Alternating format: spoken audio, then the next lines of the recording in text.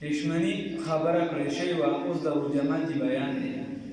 حدیث مبارک کې راغلی دی چې یو کس ستاسو نه طعام راوړلی شي، نو د روژه ماتي دپاره مخې ته ورته طعام کېښودی شي، نو دې دا ووایي: بسم الله والحمد لله اللهم لك صمت وعلى رزقك افطرت وعليك توكلت سبحانك وبحمدك تقبل مني انك انت السميع العليم.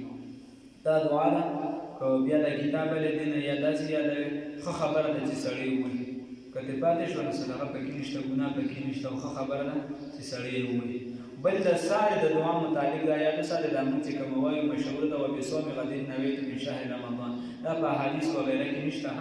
نیت چې دی هغه د زړه نیت دی چې بس ستا په زړه کې دا راغله چې زما روژه ده، بس دغه وشو. نور که د الفاظ ستا د خولې نه ووته ښه ده، که ونه وته، خو چې زړه کې دي ولې دا شي یاد ساده روژه په نیت هم ضروري دی چې زړه کې دي، یا په خوله دا په پښتو کې وي. ته اوس د دغې الفاظو باندې سره پوهېږي نو ته ورپسې ښه دې راټکې په پښتو کې ووایه: خدایه ستا رضا لپاره مې نن روژه ده، نن مې روژه ده، بس ستا دغه نیت وشه.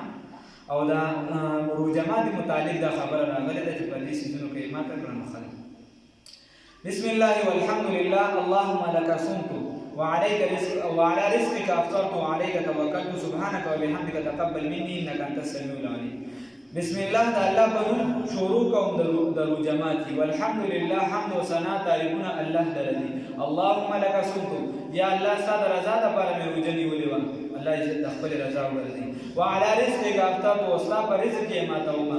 وعليك توکلت، او په تا مې بروسه او توکل دی، الله دې رانصیب کړي. سبحانك پاکی د تا لره یا الله، وبحمدک او حمد و ثنا د تا لره یا الله.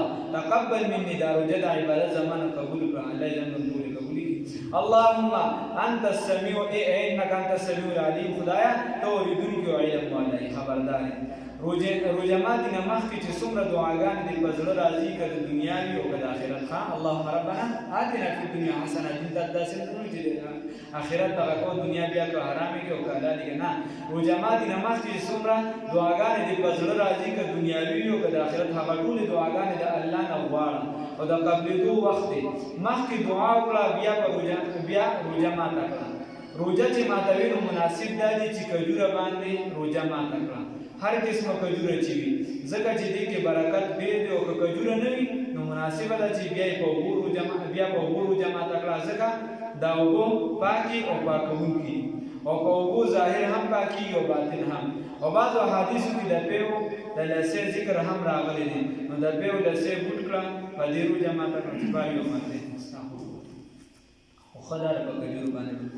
بعضې خلک داسې وي چې ځان سره د مالګې چم په جیب کې ساتلی وي، هره ورځ هغه د مالګې چمګوړې په خوله کې واچوي، خوله کې یې واړوي راواړوي، ولاړې تېرې کړي، دا ثواب ګڼي. نو په دې کې ثواب نشته. مالګه باندې روژه ماتول پیغمبر انقلاب صلی الله علیه وسلم نه دي کړي. مستحب دا دی چې لمر ډوب شي، یقین دې راغی چې لمر ډوب شو، نو بس فوراً روژه ماته کړه، بیا تاخیر مه کوه، خو یقین راتلل پکار دی. د وریځې په وجه لږ تاخیر کول پکار دی چې ښه د یقین راشي چې لمر ډوب شوی دی، بیا روژه ماته کړه چې ستا ښه یقین راشي. نن سبا چونکې ګړۍ وغیره شته، انسان ته هم ته ورپته وي.